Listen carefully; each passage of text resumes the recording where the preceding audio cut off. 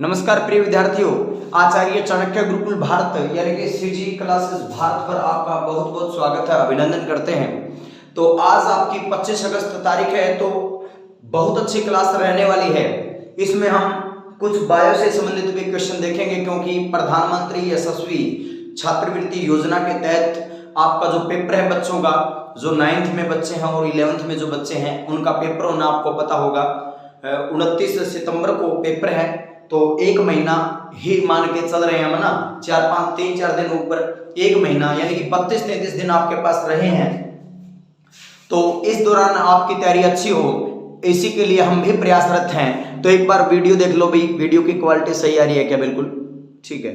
फिर हम कक्षा को शुरू कर रहे हैं। बहुत अच्छे अच्छे क्वेश्चन आज करेंगे हम। तो पहला जो क्वेश्चन आपके सामने है वो बायो से ले लेते हैं हम। शरीर के वजन का कितना % रक्त होता है बताना है आपको। आज मैं थोड़ा लिखने का भी अच्छा प्रयास करूंगा, ठीक है। शरीर के कुल वजन का कितने प्रतिशत रक्त होता है, ये आपको बताना है। रक्त होता है, ठीक है। तो आपको जो शरीर के अंदर जो हमारे ब्लड है यानी कि खून है, वो बताना है कि टोटल बॉडी का कितने % होता है, ये आपको बताना है। बता दीजिए भाई फटाफट से। वीडियो की क्वालिटी बता दे, कमेंट करते रहें। और भाई जैसे ही लेक्चर खत्म होता है आप कमेंट अवश्य करें भाई आज की क्लास कैसी रही, आज का सेशन कैसा रहा, ठीक है। क्योंकि आपकी सफलता के लिए ही हम दिन रात जुटे हुए हैं, ठीक है। तो मन बना ही लिए है ऊंची उड़ान का, तो कद क्या देखना आसमान का। सारी बातें क्लियर करेंगे, ठीक है। तो देखिएगा, तो इसका जो आंसर रहेगा वो क्या है? 7% होता है रक्त, 7%, ठीक है। यानी कि अगर किसी के बॉडी का वजन, अगर मान लें बॉडी का जो वजन है वो 50 किलो है, तो उसके अंदर कितना ब्लड मिलेगा, जो रक्त मिलेगा वो कितना? 4 लीटर और 9 लगभग 5 लीटर के उसमें रक्त मिलेगा, ठीक है।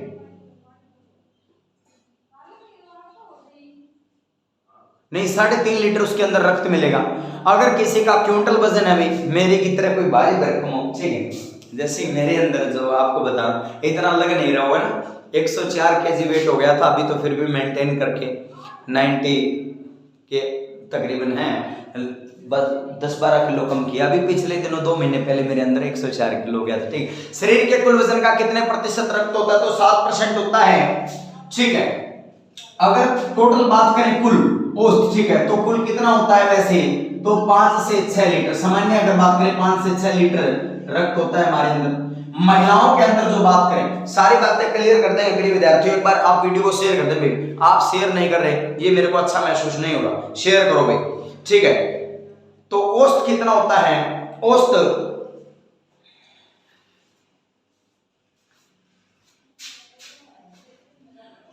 आपका इतना होता है। महिलाओं में पुरुषों की अपेक्षा 700 से 800 मिलीग्राम कम होता है, ठीक है भाई, कम होता है, ये भी आपको पता होना चाहिए। छोटे बच्चों के अंदर कितना होता है? 175 से 200 मिलीग्राम ब्लड होता है। मिलीग्राम क्या होता है? ब्लड होता है। सारी बातें क्लियर कर दी है मैंने, ध्यान से देखिएगा। 200 भी कहीं आपको बुकों में 210 भी मिल जाएगा, ठीक है। तो 210 मिलीग्राम छोटे बच्चों की अगर मैं बात करूं, छोटे बच्चों के अंदर जब बच्चा पैदा होता है, छोटा बच्चा, ठीक है, बच्चा पैदा होता है, तो उसके अंदर छोटे बच्चे में जब बच्चा जन्म लेता है 175 से 210 मिलीग्राम खून पाया जाता है। शरीर के कुल वजन का कितने % रक्त होता है? 7%। मैं हीमोग्लोबिन की बात नहीं कर रहा। हीमोग्लोबिन एक अलग चीज है, जो पुरुषों में 14 से 16 ग्राम और महिलाओं में 12 से 14 ग्राम, उसके विषय में भी देखेंगे, ठीक है। तो खून के बारे में, ब्लड के बारे में थोड़ी और बातें भी जान लेंगे हम यहाँ से। शरीर के कुल वजन का कितने % रक्त होता है, ब्लड होता है? तो 7% होता है। औसत की बात 5 से 6 लीटर है। महिलाओं में पुरुषों की अपेक्षा 700 से 800 मिलीग्राम कम होता है। छोटे जो बच्चा है, जब एक बच्चा पैदा होता है 175 से 210 मिलीग्राम ब्लड होता है। सारी बातें आपको क्लियर होनी चाहिए, ठीक है।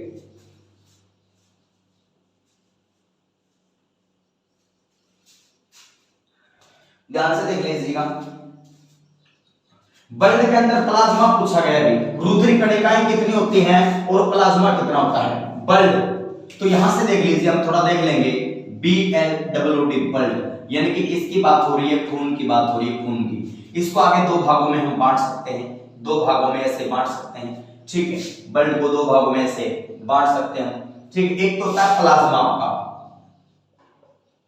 प्लाज्मा, ठीक है। अगर मैं तो खून का हल्का पीला रंग किसके कारण होता है, हल्का, खून का हल्का पीला रंग, ठीक है।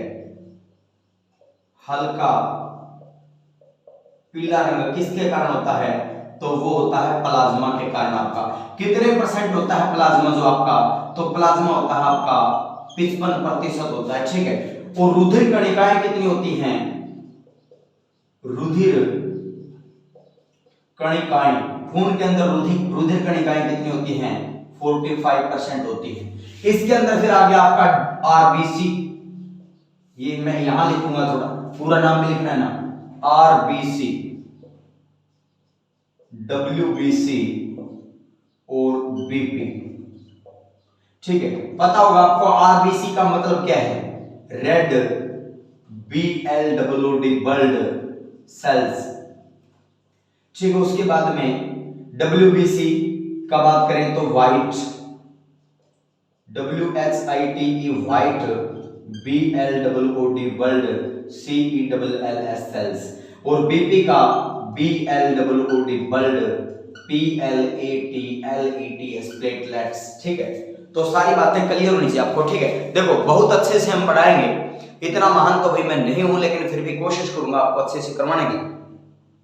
इसमें आपके प्लाज्मा जो 55% है और रुधिर कणिकाएं जो 45% है, अगर इसी में भी पूछ लिया जाए आपको कि जो आरबीसी कितने परसेंट होती है खून के, अपने खून के अंदर, जो हीमोग्लोबिन है उसके अंदर, और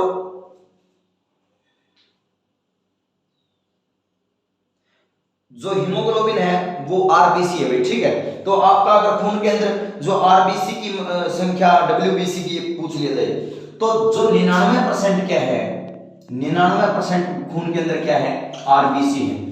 0.8% क्या है, WBC है, और 0.2% क्या है आपकी ये है, ठीक है। तो ये आपको क्लियर होनी चाहिए बात, ठीक है। सारी बातें आपको क्लियर हो, ये आपको ध्यान रहे, सारी बातें आपको क्या हो, क्लियर हो, ठीक है। तो आरबीसी कितनी है, अगर हिंदी में मैं इनकी बात करूं तो हिंदी में क्या बोलोगे इसको, आरबीसी, आरबीसी को क्या बोलते हैं, लाल रक्त कणिकाएं, लाल रक्त कणिकाएं।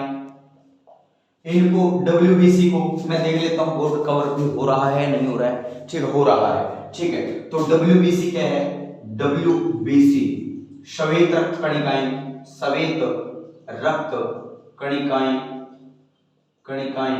और बीपी का मतलब क्या है, ब्लड प्लेट सेल्स, रक्त बिंबाणु, रक्त बिंबाणु, रक्त बिंबाणु है, ठीक है। ये सारी बातें क्लियर होनी चाहिए आपको। रक्त बिंबाणु थोड़ा और पीछे करना पड़ेगा भाई, बोर्ड आपके मेरे ख्याल से। एक बार बता दें कृपया करके, वीडियो सही आपको दिखाई दे रही है क्या, कोशिश तो मैं यही कर रहा हूं कि बिल्कुल साफ ही दिखाई दे आपको, ठीक है। तो हल्का पीला रंग किसके कारण है, प्लाज्मा के कारण। अब जो शरीर के जो खून का टोटल 55% तो आपका क्या है, प्लाज्मा है। और अगर मैं बात करूं रुधिर कणिकाएं 45% हैं, तो इसके अंदर जो लिक्विड और ठोस, तो 90% तो इसके अंदर द्रव होता है, और 10% क्या होता है आपका, 90% तो द्रव है, लिक्विड है, और सॉलिड है द्रव यानी कि लिक्विड, और 10% क्या है आपका ठोस होता है, जो प्लाज्मा है इसके अंदर ठोस ये होता है, ठीक है। तो प्लाज्मा की मैं बात कर रहा हूं, प्लाज्मा की, ठीक है, प्लाज्मा की मैं यहां पर बात कर रहा हूं।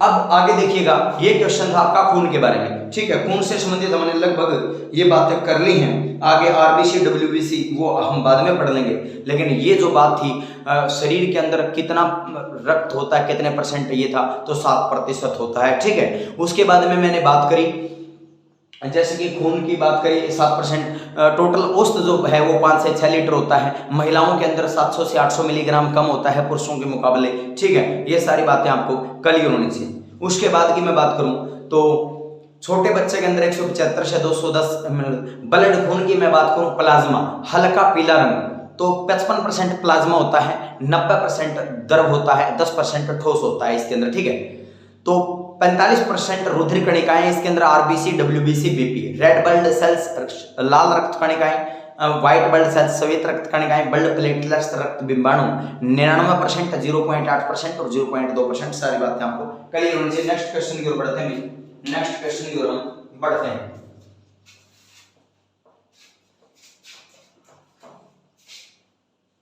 ठीक है, एक बार आप क्लास को शेयर कर दें, शेयर कर दें। ठीक, शेयर कर दे। तो अंबाला जो बस स्टैंड का, बीच में क्वेश्चन आपको और बता देता हूं, अंबाला बस स्टैंड का, अंबाला एयरपोर्ट का नाम परिवर्तित करके क्या किया जाएगा? Ambala airport, airport. ठीक है, एयरपोर्ट का नाम बदल करके क्या किया जाएगा? अंबा। ठीक है, अंबा किया जाएगा, अंबा एयरपोर्ट किया जाएगा, अंबा हवाई अड्डा। ठीक है, अंबा हवाई अड्डा किया जाएगा। क्यों किया जाएगा? क्योंकि महाभारत की प्रमुख पात्रिका मां अंबालिका, अंबालिका के नाम पर इसका नाम पड़ा था। अंबालिका या आमों की अधिकता के कारण इसका नाम पड़ा है। ठीक है, आमों की अधिकता के कारण। तो कब बना है अंबाला? 1 नवंबर 1966 को बना है। ठीक है, 1 नवंबर 1966 को आपका अंबाला बनता है। और क्षेत्रफल कितना है? 1574 इसका क्षेत्रफल है। ठीक है, 1574, 1574 वर्ग किलोमीटर इसका टोटल आपका एरिया हो जाएगा। तो ये भी आपको पता होना चाहिए, ध्यान से सुन लीजिए। ठीक है, ये था अंबाला के बारे में। तो अंबाला एयरपोर्ट, अंबाला से किसका संबंध था? सूचना एवं प्रसारण मंत्री 2014 से रहती है, सूचना एवं प्रसारण मंत्री, सूचना एवं प्रसारण मंत्री कौन? सुषमा स्वराज। ठीक है, तो सुषमा स्वराज का संबंध कहां से था? सुषमा स्वराज का संबंध कहां से है? अंबाला से है। ठीक है, कहां से है? अंबाला से। ये भी आपको पता होना चाहिए।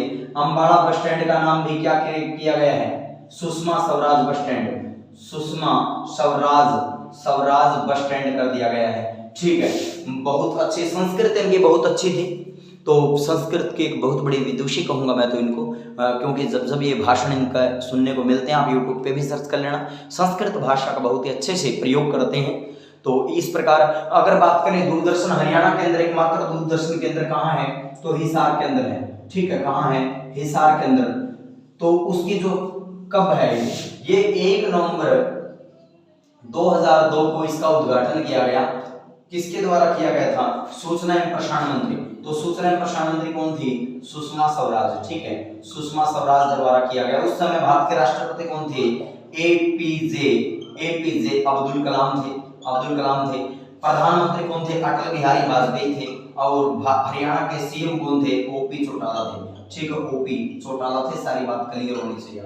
ठीक है, ध्यान से देख लीजिएगा। एक क्वेश्चन, वैसे साइंस के क्वेश्चन ही मैं ज्यादातर इसमें करवाऊंगा, लेकिन एक बात आ गई तो आपको बता रहा हूं कि सुषमा स्वराज अंबाला से संबंध, अंबाला एयरपोर्ट का नाम अंबा एयरपोर्ट किया जाएगा। सुषमा स्वराज का संबंध अंबाला से है। अंबाला बस स्टैंड का नाम सुषमा स्वराज बस स्टैंड कर दिया गया है। अंबालिका यामों की अधिकता के कारण अंबाला का नाम पड़ा है। 1574 याम का टोटल एरिया है, 1574 किलोमीटर स्क्वायर है। ठीक है, 1574 किलोमीटर स्क्वायर इसका क्षेत्रफल है। 1 नवंबर 1966 को बनता है। 1 नवंबर 2002 को हरियाणा का एकमात्र दूरदर्शन केंद्र हिसार के अंदर उद्घाटन करने आई थी सुषमा स्वराज, तत्कालीन सूचना एवं प्रसारण मंत्री एपीजे अब्दुल कलाम उस समय भारत के राष्ट्रपति हुआ करते थे। अटल बिहारी वाजपेयी भारत के प्रधानमंत्री हुआ करते थे। हरियाणा के मुख्यमंत्री ओपी चौटाला हुआ करते थे। सारी बातें आपको क्लियर होनी चाहिए।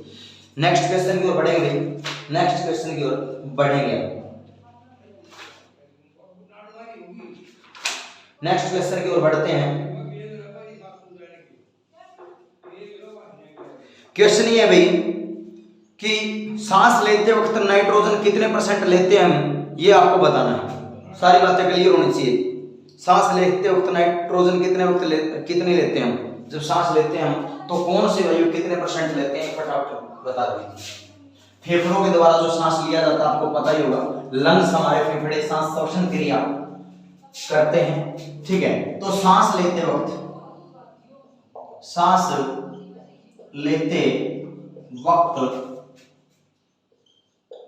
कितने नाइट्रोजन फेफड़ों LUNGS लंग्स, ठीक है, में जाती है? सारी बातें बता दीजिए, जाती है, ठीक है, सारी बातें बता दीजिए। तो कितने % लेते हैं हम सांस लेते वक्त, कितनी नाइट्रोजन फेफड़े लंग्स में जाती है, तो बता दीजिए भाई, ठीक है, फटाफट बता दीजिए। और तब तक आप एक क्वेश्चन बताएं भाई, भारत का जो सर्वाधिक सीमा साझा करने की अगर मैं बात करूं तो किस देश के साथ करता है, ठीक है, सतलीय सीमा बता दीजिए आप, सतलीय सीमा, ठीक है, बांग्लादेश के साथ। बांग्लादेश की कैपिटल ढाका है और उसके साथ ही साझा करता, आपको पता होगा, पता है क्या ये बात? कल मैंने शाम की क्लास में बताया था हजारा मंदिर किसने बनवाया था, बताइए, बता दीजिए। बांग्लादेश के साथ 4096 किलोमीटर की सीमा बनाता है। सबसे कम अफगानिस्तान के साथ, जो POK वाला एरिया है, पाक ऑक्यूपाइड कश्मीर, वहां से 106 किलोमीटर की साझा करता है सीमा। ये सारी बातें क्लियर। ये क्वेश्चन बताएं फटाफट भाई, फटाफट बताएं भाई। शेयर करते रहे, मेहनत करते रहे, मेहनत से ही जीवन सुधरेगा। कोशिश करो, हल निकलेगा, आज नहीं तो कल निकलेगा। अर्जुन की तरह साधो निशाना, मरुस्थल में भी जल निकलेगा। और कोशिश करो कुछ कर गुजरने की है प्रिय विद्यार्थियों, जो आज तमाशा है वो कल चल निकलेगा, ठीक है। तो यहाँ से ध्यान से देख लीजिएगा, तो कितना आएगा 78.09%, ठीक है, कितना आएगा 78.09% आएगा आपका, ठीक है, इतने लेते हैं हम, ध्यान से देख लीजिएगा।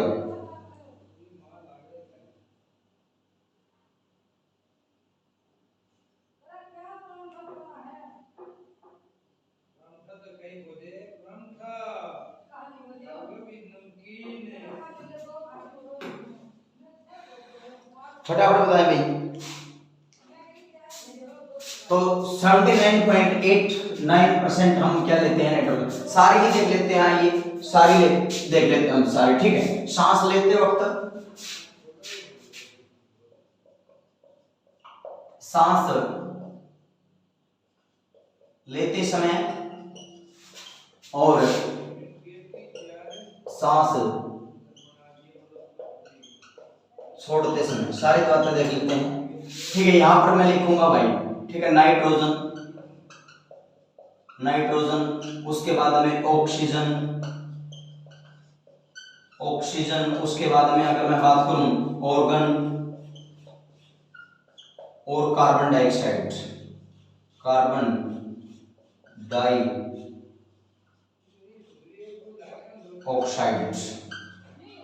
डाइऑक्साइड, ठीक है, सारी बातें देख लेंगे। फटाफट बता दीजिए, फटाफट बता दीजिए, ठीक है भाई।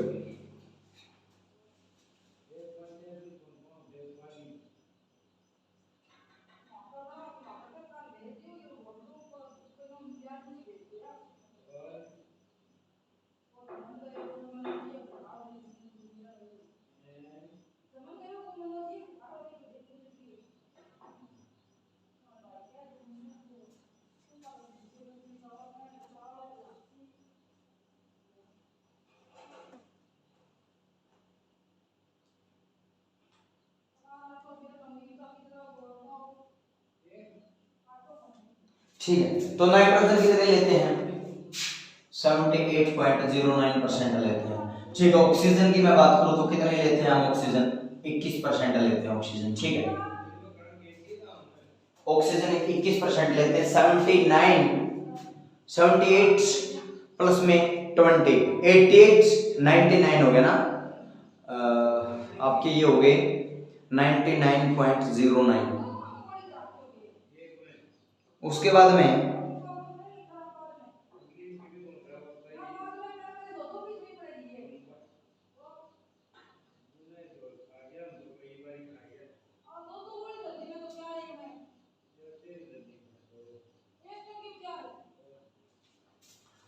की मैं बात करूं तो जो ऑर्गन है वो हम लेते हैं आपकी 0.9, ठीक है 0.9 लेते हैं, 0.9 लेते हैं हम, ठीक है। ये भी आपको पता होना चाहिए, ये भी आपको पता होना चाहिए, ये भी आपको, ठीक है 0.09। और जो कार्बन डाइऑक्साइड है वो लेते हैं 0.03। कहीं ये 2 लिखा आता है क्योंकि 2 ही होगा, फिर ही ये 100 बनेगा टोटल ना, क्योंकि देखो 9 और 3 12 11 बन गए ये, तो यहाँ से 1 ही बनना चाहिए, 1 और 9 पूरा 1 बन गया, 1 22 और 78, ठीक है। तो यहाँ से छोड़ते वक्त कितनी छोड़ते हैं, कितनी छोड़ देते हैं, 78.09% ही छोड़ देते हैं।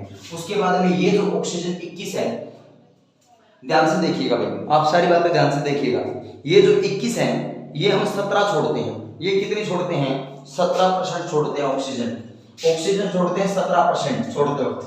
उसके बाद में जो ऑर्गन है वो कितनी छोड़ देते हैं, 0.9% ही वापस कर देते हैं। और जो कार्बन डाइऑक्साइड है वो 4.03% हम वापस छोड़ते हैं। सारी बातें पता होनी चाहिए। कहीं कहीं ये 2 लिखा मिलता है, ये बात ध्यान कर लीजिए आप, कार्बन डाइऑक्साइड 0.02%, ठीक है। तो उस वजह से 100 हो जाएगा और छोड़ेंगे तो 4.032% ही। तो टोटली ऐसे हो गया भाई, सांस लेते वक्त मैं बात करूं 78.09% नाइट्रोजन लेते हैं, ठीक है। जब इन यानी कि इंटर करते हैं हमारे अंदर, शरीर जो लंग्स के अंदर जाती है वो नाइट्रोजन जाती है 78.09% और छोड़ भी कितनी देते हैं, 78.09%। ऑक्सीजन 21% लेते हैं, छोड़ते हैं 17%। ऑर्गन की मैं बात करूं 0.9% जो आपकी गैस वो लेते हैं हम, 0.9% ही वापस कर देते हैं फेफड़े।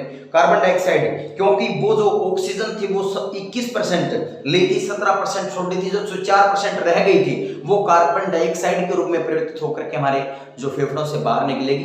तो ये भी आपको पता होना चाहिए 4.03%।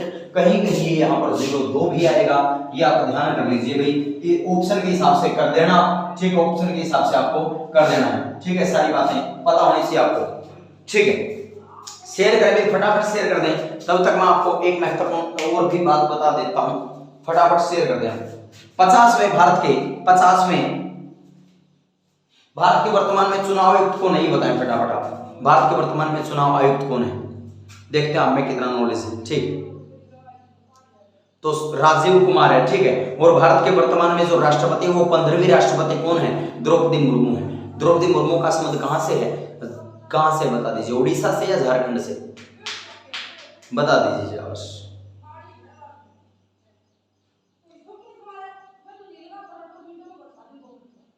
कमेंट सेक्शन में बताओगे इसका उत्तर आप, जो जैसे क्लास हो जाएगी कमेंट सेक्शन में हमारे राष्ट्रपति का संबंध कहां से है, उपराष्ट्रपति का संबंध कहां से है, ठीक है। सारी बातें बताओगे आप।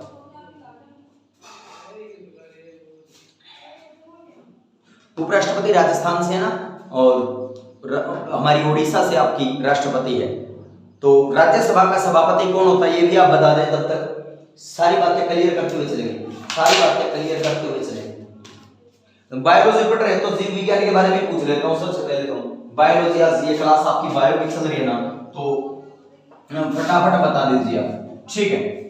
जो बच्चे इंग्लिश मीडियम में सोच रहे हैं इंग्लिश मीडियम में साइंस करवाएं, तो इतना मुश्किल नहीं है। अब इसमें मैं क्या बताऊं, 78.09% ऑक्सीजन मतलब हम नाइट्रोजन ले रहे हैं और इतना ही छोड़ रहे हैं, यानी कि बैक लंग्स से बाहर निकालना और अंदर लेना, ये ऐसे आप समझ सकते हो। नहीं इतनी इंग्लिश तो आपको आती है बेटा, ठीक है। वैसे अगर इंग्लिश में कहो तो प्रॉपर इंग्लिश में तो देखो बायो नहीं करवाई जा सकती, लेकिन इनकी जगह जो शब्द है वो इंग्लिश में आप बायो लैंग्वेज में पढ़ा सकता हूँ, ठीक है। तो कोशिश करूंगा।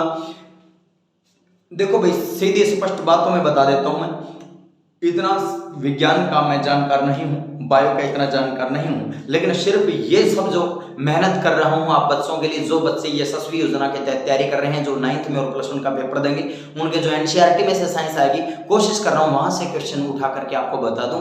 बाकी मैं इतना जानकार नहीं हुई, ठीक है। कभी सोचो सर तो बहुत विद्वान है, इतने सब्जेक्ट पढ़ा लेते हैं, ऐसा कुछ भी नहीं है, बस सिर्फ और उन बच्चों के लिए है। तो जीव विज्ञान बायोलॉजी के विषय में देखिएगा,